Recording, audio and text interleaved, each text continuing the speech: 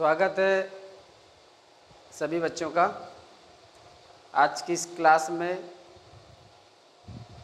मैंने इसमें आपको टॉपिक रखा है उसी आर्टिकल का जो दा का यूज़ चल रहा था। और पहली जो ट्रिक थी, पहली ट्रिक ये थी कि Ram is not hard PCS. उसमें क्या करना था कि उसमें जो ट्रिक बताई गई थी उसमें आने वाले जितने भी वर्ड्स थे उसमें दा का यूज करना था।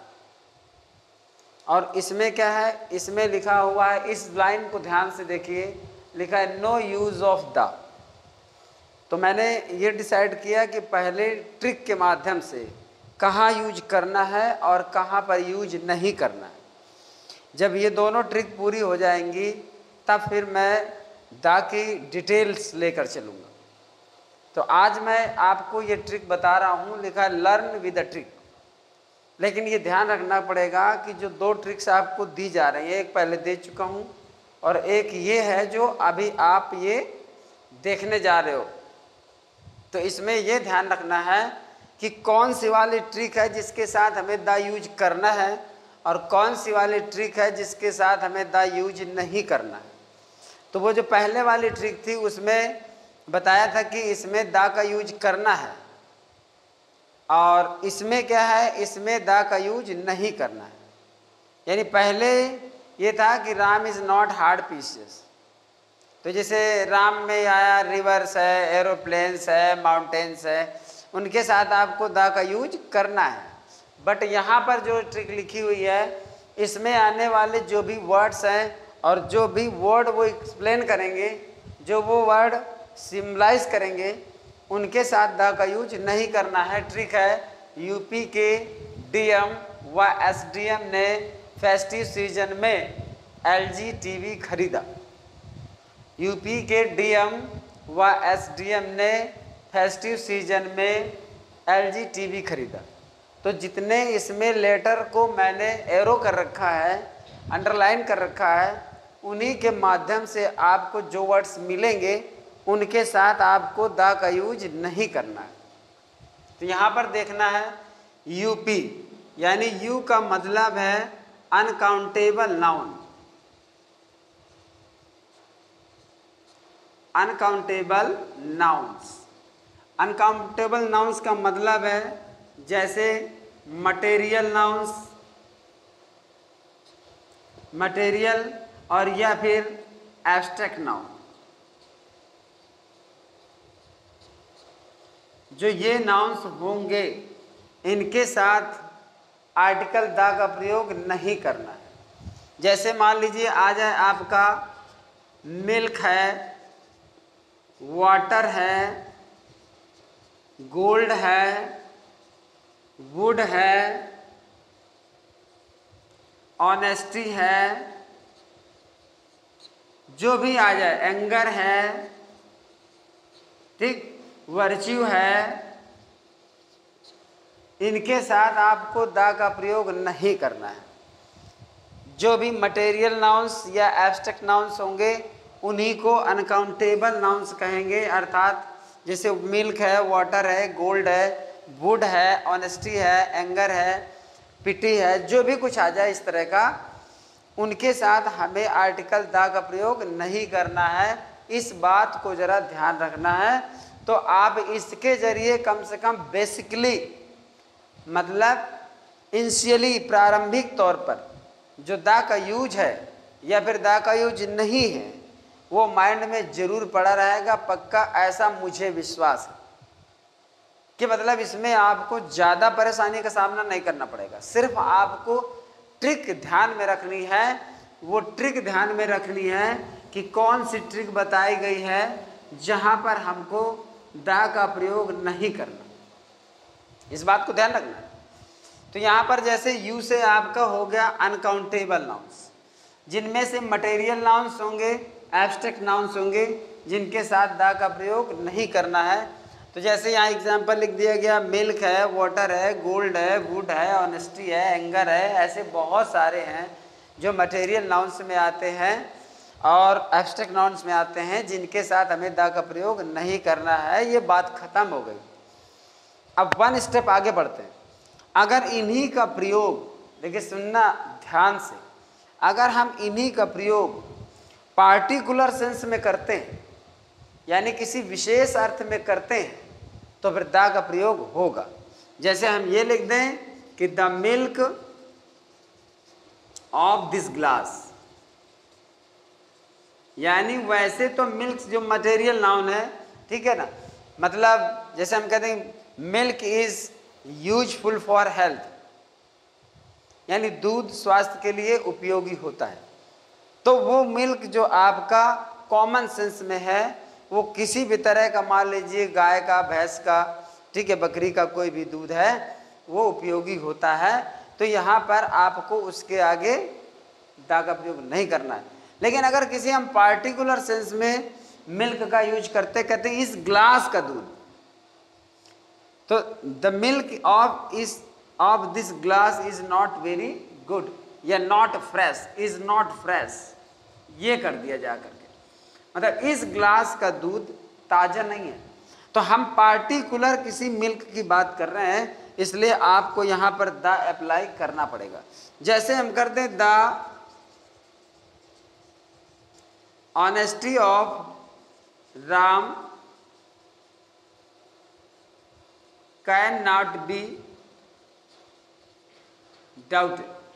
वैसे तो honesty is the best policy आप पढ़ते हो और देखते हो कि वहां पर आपका ऑनेस्टी के पहले द नहीं लगता है, लेकिन जब पार्टिकुलर सेंस में ऑनेस्टी का यूज हो जाएगा, किसी विशेष अर्थ में यूज हो जाएगा, किसी विशेष व्यक्ति की ईमानदारी की हम चर्चा करेंगे, तो वहां पर आपका द का प्रयोग किया जाएगा। जैसे राम की ईमानदारी पर शक नहीं किया जा सकता है, तो द आपको अप्लाई करना पड़ेगा, अर्थात यहाँ पर आपको द का यूज करना पड़ेगा। The honesty of Ram can not be doubted. अब जैसे हम कहते हैं कि would is used for making tables, chairs and furnitures, मतलब लकड़ी का प्रयोग दरवाजे, खिड़कियाँ या मेज, कुर्सी आदि बनाने में किया जाता है। तो वहाँ पर वुड का प्रयोग आपका कॉमन सेंस में हो गया। लेकिन अगर पार्टिकुलर सेंस में कर दें कि मतलब the wood of this table, the wood of this table is very costly, मतलब इस मेज की जो लकड़ी है बहुत ही महंगी है। तो यहाँ पर पार्टिकुलर सेंस में कोई पार्टिकुलर बात बताई जा रही है, कोई पार्टिकुलर फैक्ट बताया जा रहा है, इसलिए यहाँ पर आपको द का प्रयोग करना पड़ेगा। तो देखिए शुरुआत से ही चलिए, यहाँ पर है कि यूपी के डीएम व एसडीएम ने फेस्टिव सीजन में एलजी टीवी खरीदा। मैंने यू के नीचे अंडरलाइन किया, पी के नीचे किया, डी के नीचे किया, एम के नीचे किया, यहाँ एस के नीचे किया, क्योंकि ये वाला आपका डी यही वाला है, ये वाला एम आपका यही वाला है। तो इसलिए ये चीज़ एक बार आ जाती है, दोबारा केवल ट्रिक को बनाने के लिए यूज किया गया है। इसमें वही सेंस इनका है जो यहाँ पर इसका, इसलिए इसको दोबारा रिपीट नहीं किया जाएगा। सिर्फ एक नाउन बनाने के लिए, सिर्फ एक ट्रिक बनाने के लिए इसको रिपीट किया गया सिर्फ, इसलिए उसके नीचे अंडरलाइन नहीं है। और फेस्टिव में एफ का और सीजन में एस का और एलजी में दोनों एल और जी का। तो यू से अनकाउंटेबल नाउन चला जिनके साथ द का प्रयोग नहीं किया जाता, लेकिन पार्टिकुलर सेंस में द का प्रयोग किया जाएगा। इस बात का आपको ध्यान रखना है। ये यू का जो है काम खत्म हो गया। अब इसके बाद देखना है आपको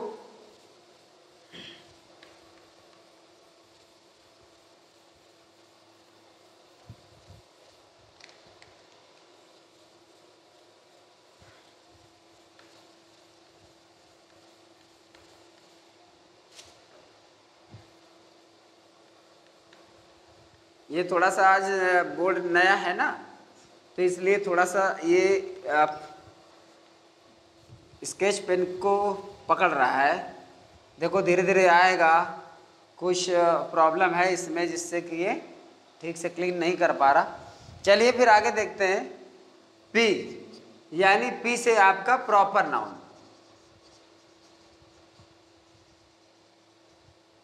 प्रॉपर नाउन अर्थात जब प्रॉपर नाउन होगा तो उसके आगे आर्टिकल ए का प्रयोग, द का प्रयोग नहीं किया जाएगा। ये जरा आपको बात ध्यान रखनी है कि हम जो है जो प्रॉपर नाउन है, अब प्रॉपर नाउन का मतलब जैसे मोहन है, राम है, कानपुर है, ठीक। इसके बाद जैसे किसी कंट्री का नाम है, जैसे इंडिया है, ठीक। और तो इसी तरह से आपके तमाम प्रॉपर नाउन्स होते हैं। किसी व्यक्ति का और भी नाम आप लिख सकते हो, जैसे कालिदास है, किसी देश का नाम है, किसी शहर का नाम है, किसी व्यक्ति का नाम है, या और कोई प्रॉपर नाउन है किसी भी तरह का जिसके साथ हमको दा का प्रयोग नहीं करना होता है। तो प्रॉपर नाउन चूंकि सभी जानते हैं, विशेष व्यक्ति या वस्तु या स्थान के नाम को जो संज्ञा कहते हैं वो प्रॉपर नाउन की श्रेणी में आता है, जिसको व्यक्तिवाचक संज्ञा कहते हैं। तो यहाँ पर इनके आगे हमें दा का प्रयोग नहीं करना होता है, लेकिन अगर इनको हम किसी पार्टिकुलर सेंस में प्रयोग करते हैं तो फिर हमारा जो है दा का प्रयोग हो भी सकता है। जैसे आपको एक बताया था कि मोहन और या mister Ram is waiting for you outside, ऐसे करके आर्टिकल ए में आपको बताया था। तो हो भी सकता है, मैंने कहा। जैसे ये है कानपुर है, अब कानपुर अगर हम ऐसे लिखते हैं तो दा का प्रयोग नहीं होगा, लेकिन अगर इसके साथ हम ये कर देते हैं कि कानपुर डिस्ट्रिक्ट कर देते हैं, कानपुर डिस्ट्रिक्ट कर दिया तो आपको दा लगा लेना चाहिए, अर्थात यहाँ पर हो गया द कानपुर डिस्ट्रिक्ट। तो अब यहाँ पर क्या हुआ कि ये बन गया नाउन और ये बन गया आपका एडजेक्टिव, इसलिए द बिल्कुल पूरी तरह से फेवरेबल है। यहाँ पर हम द का प्रयोग आसानी से कर सकते हैं। जैसे इंडिया है, अब इंडिया मान लीजिए हमने लिखा तो इंडिया में द का प्रयोग नहीं करते हैं, लेकिन हम ये कहते हैं the India of 1942 was very rich। तो ऐसे क्या होगा कि 1942 का जो इंडिया था वो बहुत अमीर था, तो यहाँ पर पार्टिकुलर सेंस में इसका प्रयोग किया गया है, इसलिए यहाँ पर द का प्रयोग बिल्कुल सही लिखा है। यानी ये हम कहते हैं द बिहार ऑफ 1936, ठीक है ना, was the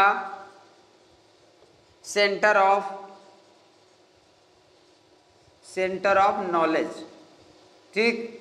तो यहाँ पर ये हो गया कि हम किसी बिहार मतलब एक विशेष समय के बिहार की बात कर रहे हैं, मतलब 1936 का जो बिहार था वो नॉलेज का एक केंद्र था, ज्ञान का एक केंद्र था। तो इस तरह से हम यहाँ पर दा का प्रयोग कर सकते हैं। तो अगर विशेष अर्थ में आएगा तो उसमें आपको थोड़ा ध्यान रखना है कि वहां पर आपको दा का प्रयोग किया जाएगा।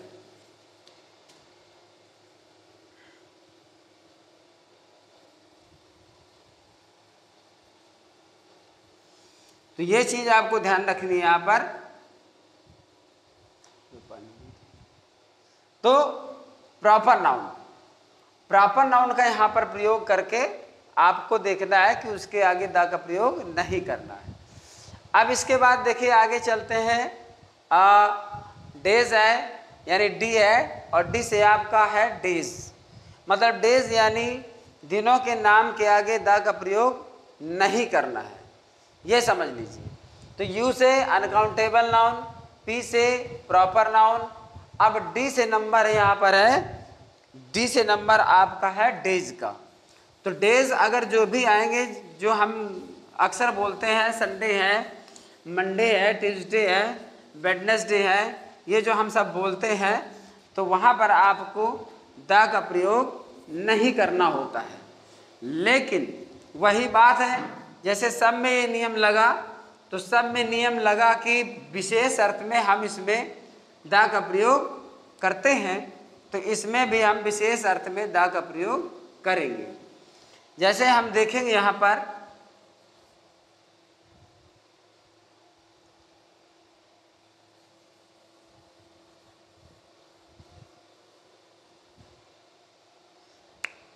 तो डी से यहाँ पर रहेगा आपका, डी से डेज। तो प्रॉब्लम हो गई इसमें, थोड़ा सा ये सपोर्ट नहीं कर रहा है बोर्ड जो है, इसीलिए मैं तो ये सोच रहा था कि मेरा वो छोटा ही वाला ज़्यादा सही था। अभी इसमें देखिए है सब लोगों ने कह करके मंगा तो लिया, लेकिन अब देखो ये प्रॉब्लम आ रही है, इसमें पता नहीं प्लाई खराब है या क्या दिक्कत है। अब इसको चेंज कराना पड़ेगा, कुछ करना तो पड़ेगा ही। और वैसे तो ठीक है। तो यहाँ देखिए डेज, अगर हम डेज यहाँ पे लिखते हैं, दिनों के नाम के सामने हम द का प्रयोग नहीं करते हैं। द संडे, द मंडे ऐसा नहीं करते हैं। लेकिन अगर पार्टिकुलर सेंस में किसी विशेष अर्थ में अगर हम उसको ले रहे हैं तो फिर द का प्रयोग होगा। जैसे हम यहाँ पे लिख देंगे the last Sunday, the last Sunday. उम्मीद है आपको प्रॉपर समझ में आ रहा होगा, दिख रहा होगा, क्योंकि जो ब्लैक पेन है वो बहुत ज़्यादा इसमें सपोर्ट नहीं करता और बोर्ड को काला भी कर रहा है। तो अब किसी तरह मैं आज इसको देख रहा हूँ, क्योंकि अब ये पढ़ाना तो है ही है, क्योंकि अगर मैं क्लास नहीं लूँगा किसी तरह से तो बच्चों को रेगुलर वीडियो नहीं मिल पाएगा, इसलिए ये आपको थोड़ा एडजस्ट करना पड़ेगा। तो द लास्ट संडे, जैसे द लास्ट मंडे ऐसे करके, मतलब पिछले रविवार को, ठीक है, और पिछले सोमवार को, अगर ऐसे करके आता है तो आप यहाँ पर अगर ये चीज़ आ रही है तो फिर आपको द लगेगा, वरना मंडे, संडे, ट्यूसडे इनके सामने द का प्रयोग नहीं होता है। इसके बाद है अगला मंथ्स। मंथ्स मतलब मंथ्स नेम, जो महीनों के नाम आते हैं उनके साथ में द का प्रयोग नहीं किया जाता है। तो यहाँ पर जैसे जनवरी है या फिर फरवरी है या फिर मार्च है, अब सभी जानते हैं कि 12 महीने कौन कौन से होते हैं जिनके साथ हमें द का प्रयोग नहीं करना होता है। लेकिन अगर यहाँ पर आ जाए कि the last January, the last January, तो फिर यहाँ पर जब ये आ गया कि वो किसी पार्टिकुलर जनवरी की बात कर रहा है। वैसे तो जनवरी, फरवरी, मार्च से लेकर के दिसंबर तक के जो महीने हैं वो हर साल आते रहते हैं और वो कोई भी किसी भी साल का जनवरी हो सकता है। लेकिन जब हम ये कहते हैं कि लास्ट जनवरी, तो इसका मतलब है कि हम पिछली जनवरी की सिर्फ बात कर रहे हैं, इसलिए यहाँ पर आपको द का प्रयोग करना पड़ेगा। ये ट्रिक जो है वो ये बताती है कि यहाँ पर द का प्रयोग नहीं करना है। बट मैं साथ में ये भी ले रहा हूँ कि अगर ये पार्टिकुलर सेंस में आएगा तो हमें द का प्रयोग करना है। तो इन चीज़ों को आपको दिमाग में रखना पड़ेगा, नहीं तो फिर दिक्कत हो जाएगी। अगर मैं ये चीज़ बीच में बताऊँगा नहीं कि यहाँ पर आपको द का प्रयोग करना है, तो फिर हो जाएगा ये कि कहीं अगर आपको मिल जाएगा तो आप कंफ्यूज हो जाएंगे। साथ ही जो आपने डेज के बारे में सुना, तो डेज के बारे में ये आपने देखा, जैसे आपको कभी कभी यस्टरडे आ जाता है, यस्टरडे आ गया, या फिर आपने देखा टुमारो आ गया। तो जब इसमें आपका प्रीवियस या जैसे द डे बिफोर यस्टरडे या फिर द डे आफ्टर टुमारो, ये भी एक पार्टिकुलर सेंस में होता है।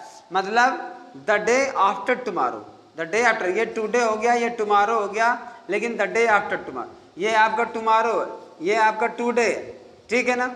लेकिन यहाँ पर द डे आफ्टर टुमारो का मतलब होता है टुमारो के बाद वाला दिन, तो मतलब ये हो गया आने वाला परसों। और द डे बिफोर यस्टरडे मतलब जाने वाला परसों। तो जब किसी खास दिन को हम इंडिकेट करते हैं तो वहाँ पर फिर यस्टरडे और टुमारो के साथ में भी द का यूज होता है। लेकिन आपने देखा है कि किस प्रकार से यूज होता है, द डे बिफोर यस्टरडे या द डे आफ्टर टुमारो, या फिर जैसे होता है कभी कभी द प्रीवियस डे। तो ऐसे करके भी हम इसका प्रयोग करते हैं, जैसे द फॉलोइंग डे, इस तरह भी हम इसका द का प्रयोग करते हैं। तो इस बात को थोड़ा सा मन में रखना है, दिमाग में रखना है। इसके बाद है डी हो गया यानी डेज, और एम हो गया मंथ, और एस, एस से आपका मतलब है सीजन, एस से आपका मतलब सीजन से। जब मौसम आते हैं, जैसे विंटर है, ठीक, इसके बाद जैसे समर है, विंटर है, समर है, स्प्रिंग है, कोई भी है, ठीक है, या फिर मानसून है,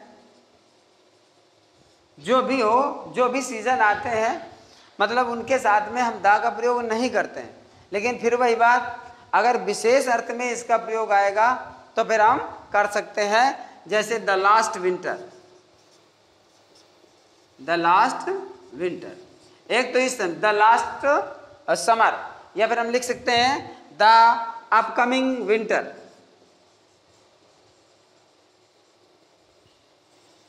द अपकमिंग विंटर। मतलब हम इसका प्रयोग यहाँ पर द का प्रयोग करेंगे, विशेष अर्थ में आएगा तब करेंगे, इस चीज़ को ध्यान रखना।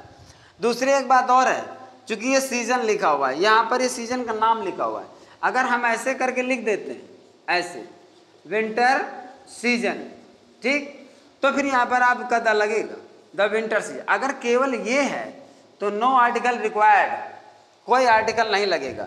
लेकिन जब ये लगा देते हैं तो फिर ये नाउन बन जाता है, ये बन जाता है एडजेक्टिव, फिर आपका द लग जाता है। वही जो मैंने पहले अभी थोड़ी देर पहले वहाँ पे बताया कि किस प्रकार से वहाँ पर हम जैसे कानपुर डिस्ट्रिक्ट लिखते हैं तो केवल कानपुर लिखते हैं तो द नहीं लगेगा, लेकिन कानपुर डिस्ट्रिक्ट लिखते हैं तो द कानपुर डिस्ट्रिक्ट फिर ऐसे लग जाएगा। तो यहाँ पर इस बात को भी ध्यान रखना है कि यहाँ पर सीजन के साथ में कोई आर्टिकल नहीं आता, लेकिन अगर उस विशेष अर्थ में लिया जाएगा तो फिर आपका द का प्रयोग होगा। तो ये सीजन के लिए हो गया। इसके बाद आपने उसमें देखा है कि लिखा है डीएम व एसडी। तो मैंने कहा कि ये डी यही वाला डी है, ये एम यही वाला एम है, इसको केवल एक ट्रिक बनाने के लिए रिपीट कर दिया गया है, तो ये एस तक खत्म हो गया। अब आते हैं एफ में। तो एफ का मतलब है फेस्टिवल्स।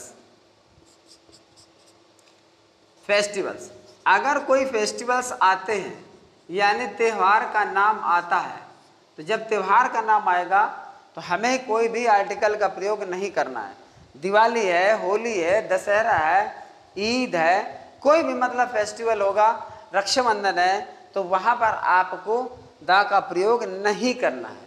लेकिन फिर वही पुरानी बात जो इससे पहले चल रही है, देखिए नियम के साथ साथ जो यूज मतलब नहीं हमें करना, उसके साथ साथ यूज भी करना है। तो ये दोनों चीज़ें लेके चलेंगे तो आपको डबल मटेरियल उसके साथ मिल रहा है। दूसरी बात, आप जो है उस चीज़ को सीख भी रहे हैं कि नहीं हमें कहाँ करना है। तो यहाँ पर क्या होगा, जैसे फेस्टिवल है, होली है, आपको द का प्रयोग नहीं करना है। जैसे दिवाली है, द का प्रयोग नहीं करना है। या मान लीजिए यहाँ पर लिखा हुआ है दशहरा लिखा है, ठीक है, द का प्रयोग नहीं करना है। लेकिन अगर ये कह दिया जाए the last Diwali, the last Diwali, तो फिर आपको यहाँ पे द का प्रयोग करना है।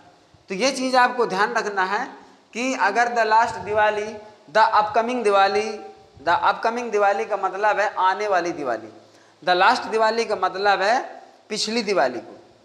The last Diwali my friend met with me, पिछली दिवाली को मेरा मित्र मुझसे मिला था।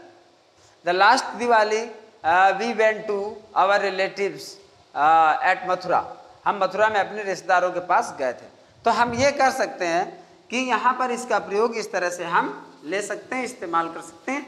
लेकिन ये ध्यान रखना है कि अगर वो केवल फेस्टिवल का नाम आता है, किसी पार्टिकुलर सेंस में नहीं आता है, तो वहाँ पर हमको द का प्रयोग नहीं करना है। और अगर पार्टिकुलर सेंस में आएगा तो फिर हमें वहाँ पर इसका प्रयोग करना है। अब देखिए यहाँ पर सीजन लिखा हुआ है, हालांकि यहाँ पर एस का मतलब है सब्जेक्ट।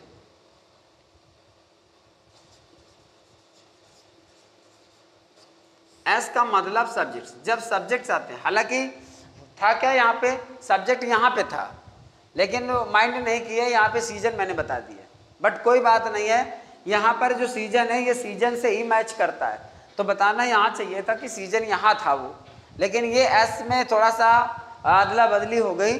लेकिन कोई भी दो एस दिए हैं तो एक से सीजन है और एक से सब्जेक्ट है, और वो आप अपने हिसाब से उसको थोड़ा ढाल सकते हैं कि यहाँ पर वो जो सीजन बताना था वो यहाँ बताया, वो यहाँ पे सीजन था। लेकिन ये मानकर चलिए कि जो सीजन मैंने यहाँ बताया है वो यहाँ मानकर चलो, और जो सब्जेक्ट मैं बता रहा हूँ वो यहाँ मानकर चलो।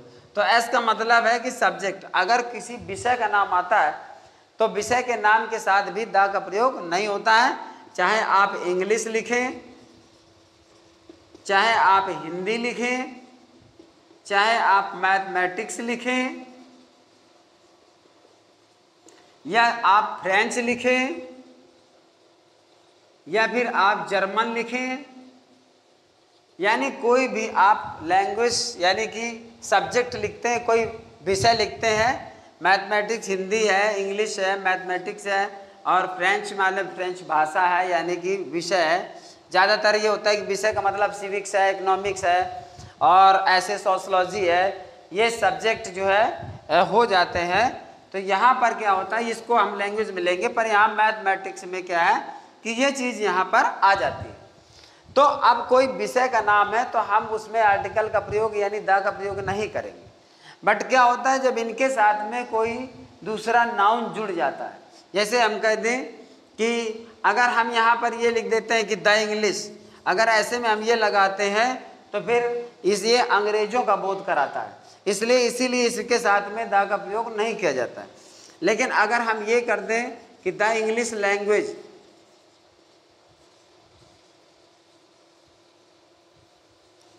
अगर द इंग्लिश लैंग्वेज, तो फिर ये आपका नाउन बन जाता है और ये आपका एडजेक्टिव बन जाता है। तब यहाँ पर आपको द का प्रयोग करना होता है, ठीक है ना।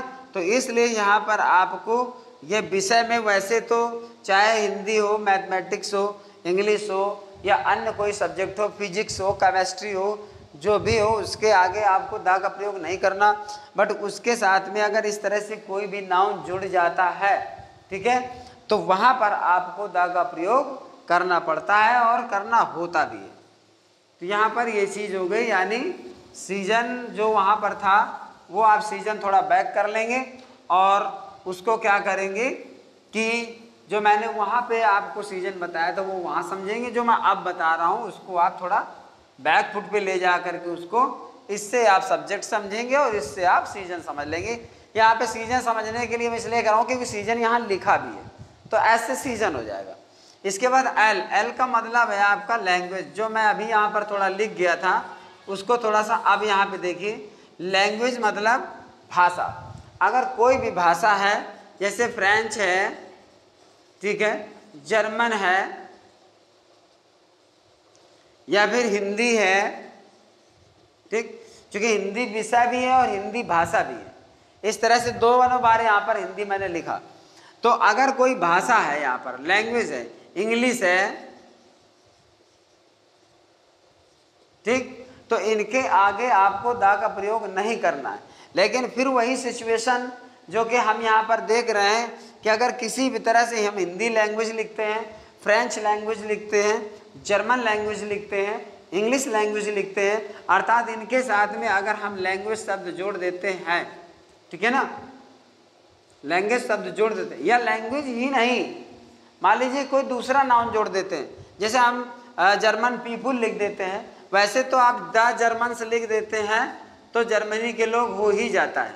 लेकिन अगर हम एस नहीं जोड़ते हैं, जर्मन पीपुल लिखते हैं, तब भी आपका यहाँ पे द लग जाएगा।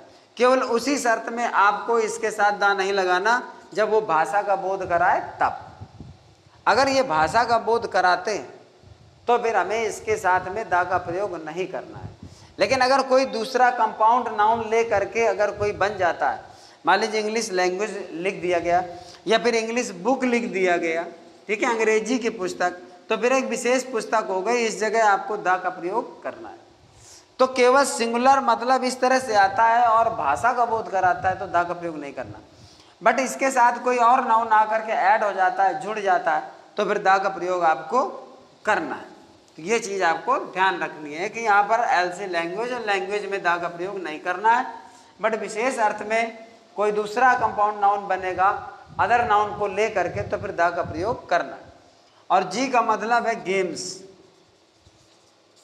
गेम्स का मतलब है खेलों के नाम के आगे द का प्रयोग नहीं करना होता। जैसे क्रिकेट है, हॉकी है, ठीक, या फिर फुटबॉल है या चेस है, कोई भी खेल का नाम है किसी भी तरह का, उसके साथ हमें आर्टिकल द का प्रयोग नहीं करना होता है, हम नहीं करते हैं। लेकिन फिर वही चीज़ है कि देखिए एक नियम के साथ दूसरा नियम जुड़ा हुआ है, और ये मैं शुरू से बता रहा हूँ, बिल्कुल स्टार्टिंग से हर नियम के साथ में एक दूसरा नियम जुड़ा हुआ है। तो ये तो है कि no use of the, but in particular sense the is used before them. लेकिन अगर विशेष अर्थ में हम लेकर चलेंगे तो उनके साथ में द का प्रयोग करना। अब यहाँ पर हम ये नहीं करेंगे, लेकिन हम अगर ऐसे करके लिखते हैं तो आर्टिकल आ सकता है, आ क्रिकेट मैच, ठीक है ना। अब जैसे हम कहते हैं I don't like the hockey match, ठीक। अगर मैच हम जोड़ रहे हैं तो एक दूसरा नाउन है जो इसके साथ आ रहा है, और ये एडजेक्टिव का काम करने लगता है, इसलिए यहाँ पर द का प्रयोग करना पड़ता है। मुझे हॉकी मैच पसंद नहीं है, ठीक, यहाँ पर आप ए भी लगा सकते हो, I don't like hockey match, मुझे पसंद नहीं है। लेकिन अगर हॉकी केवल लिखा होगा, ये नहीं लिखा होगा, तो फिर ये भी नहीं आएगा, आपको ये ध्यान रखना है। जैसे हम कहते हैं a cricket match will be played between the teams of ये स्कूल एंड ये स्कूल, मतलब इस स्कूल के बीच में एक क्रिकेट मैच खेला जाएगा। तो इस प्रकार से हम यहाँ पर उस चीज को समझ सकते हैं कि अगर केवल खेल के हिसाब से इसको इंडिविजुअली यूज किया जाता है तो इनके आगे द का प्रयोग नहीं होगा, खेलों के नाम के आगे द का प्रयोग नहीं करते। लेकिन अगर इनको हम विशेष अर्थ में करेंगे, ये ऐसे लिखा हुआ है तो द क्रिकेट मैच या a cricket match, a football match या फिर द फुटबॉल मैच, वो तो विशेष अर्थ में अगर आएगा तो द लगेगा, वरना ए फुटबॉल मैच भी हो सकता है। कुल मिलाकर आर्टिकल तभी आएगा जब उसके साथ कोई दूसरा नाम जुड़ेगा। तो इस प्रकार से यहाँ पर गेम्स यानी खेलों के नाम के साथ भी द का प्रयोग नहीं करते हैं, लेकिन अगर विशेष अर्थ में होगा तो हम द का प्रयोग करते हैं। तो थोड़ा सा चूँकि बोर्ड आज नया था और बीच में मेरा मूड थोड़ा वैसा हो गया, चूँकि ये सपोर्ट नहीं किया तो मेरा दिमाग कुछ डिस्टर्ब रहा पढ़ाते वक्त, तो कभी कभी बीच में कुछ मिस्टेक्स भी हुई, तो उसको आप इग्नोर करें और समझें, जहाँ पर पॉइंट की बात आई है वहाँ पर समझें। और मैंने इसलिए कहा है कि हो सकता है कहीं पर मिस हो गया हो कोई चीज़, तो इसलिए उसको थोड़ा सा ध्यान रखें, और कहीं पर कोई चीज़ समझ में ना आए तो कमेंट करके ज़रूर बताएं। तो इसको तो फिर मैं बाद में देखूंगा, क्योंकि सब लड़कों की ये वजह से यानी उनके निवेदन पर या कहने पर ये मैंने बोर्ड तैयार करवाया, और ये मेरा बोर्ड नहीं है, ये लड़कों का ही बोर्ड है, ये मेरा चैनल नहीं है, ये सब तुम लोगों का चैनल है, और तुम्हारे अकॉर्डिंग ही मैं आगे प्रोसीड करता हूँ। सर ये करिए, सर वो करिए, सर ऐसा करना, सर वैसा करना है, तो मैं उसी तरह से चल रहा हूँ जैसा बच्चे मुझको थोड़ा सा लीड कर रहे हैं। हालांकि मैं उनको पढ़ाई में लीड करता हूँ और वो मुझे मतलब थोड़ा सा कॉमन चीज़ों में लीड करते हैं जिनका मुझे थोड़ा सा नॉलेज नहीं है। तो ये देखिए म्यूचुअल ऑब्लिगेशन है, कहीं से मैं उनके काम आ रहा हूँ, कहीं से वो मेरे काम आ रहे हैं। तो मुझे बड़ी खुशी है इस तरह से कोऑपरेशन में कि कुछ मैं उनके लिए कर पा रहा हूँ और कुछ वो मेरे लिए कर पा रहे हैं, बल्कि वो तो मेरे लिए बहुत ज़्यादा कर रहे हैं।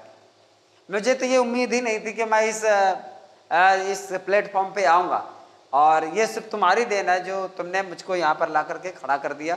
तो मैं भी सोच रहा हूँ कि मैं अब लगातार लगा रहूँगा और कुछ न कुछ अब एक नई मेहनत और नए तरीके से आप लोगों को कुछ न कुछ पढ़ाता ज़रूर रहूँगा।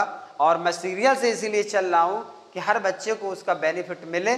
और मैं आज कुछ और नया लेना चाहता था, स्पॉटिंग एरर या कॉमन एरर्स लेना चाहता था, लेकिन मैंने कहा चलो उसी को बढ़ा देता हूँ और थोड़ा इसका भी चेकअप हो जाएगा। लेकिन ये हो सकता है नए की वजह से ऐसा मतलब बिहेव कर रहा है या इसकी प्लाई में कुछ कमी है, तो इसको देखना पड़ेगा, बात करूँगा जहाँ से मैं लाया हूँ। तो आज का जो वीडियो है यहीं तक, इसको पढ़ें और समझें, लाइक ज़रूर करें, कमेंट भी करें, क्योंकि मैं इस उम्मीद में बहुत ज़्यादा रहता हूँ कि आप उसको देखोगे और इसके बाद उसको लाइक करोगे और कमेंट भी करोगे। तो ये लाइक और कमेंट और शेयर ज़रूर करिए। और मैं विश्वास करता हूँ कि इस ट्रिक के माध्यम से आपको काफ़ी हद तक सपोर्ट मिलेगा, क्योंकि देखिए आर्टिकल का यूज बहुत मुश्किल होता है, बहुत माइन्यूटली होता है और इतना कॉम्प्लिकेटेड होता है कि हम पढ़ते तो हैं लेकिन 2 दिन बाद फिर भूल जाते हैं कि कहाँ पर क्या हमने पढ़ा था। इसलिए इसकी ट्रिक जो यहाँ पर आप पढ़ रहे हो ये आपको काफ़ी सपोर्ट करेगी, बहुत मदद करेगी। तो इसको पढ़िए, ध्यान रखिए, बट ध्यान रखिए कि लाइक और कमेंट ये ज़रूर करना। और जिन बच्चों ने इस चैनल को सब्सक्राइब नहीं किया है तो वो सर्च करें, और सर्च क्या करें वो तो देख ही रहे होंगे, और उसको जो है सब्सक्राइब कर लें ताकि हर वीडियो तुम्हारे पास टाइम से पहुंचता रहे।